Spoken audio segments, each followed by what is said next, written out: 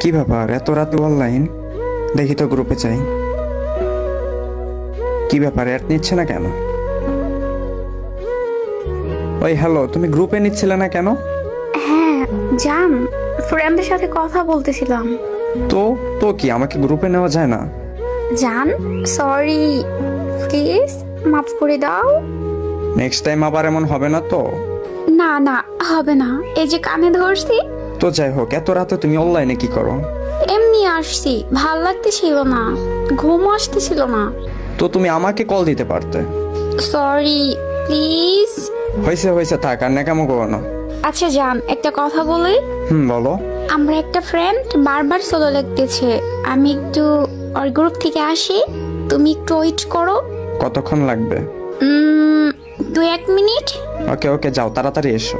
ওকে আচ্ছা, thank you. ও তো চলে গেল, ভাল লাগতেছে না। ও রাকিব দেখেছে অনলাইন, দেখি তোর গ্রুপে যাই।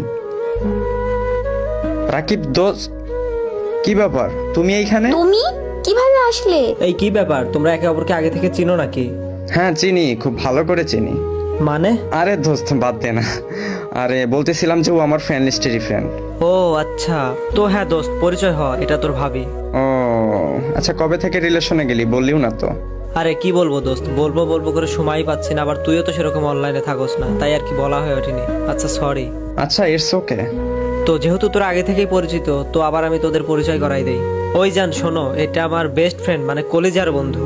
আর দোস্ত তোরে আর কি বলবো, এটা তোর ভাবি আর কি। তো যাই হোক, আসসালামু আলাইকুম ভাবি।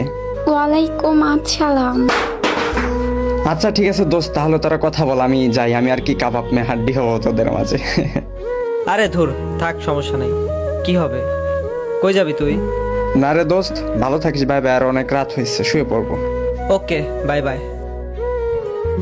মেয়ে মানুষ। জি ভাবি বলেন। জান জান, কথাটা তো শোনো প্লিজ, আমাকে মাফ করে দাও, প্লিজ মাফ করে দাও। ভুলের ক্ষমা আছে, কিন্তু বেইমানের না।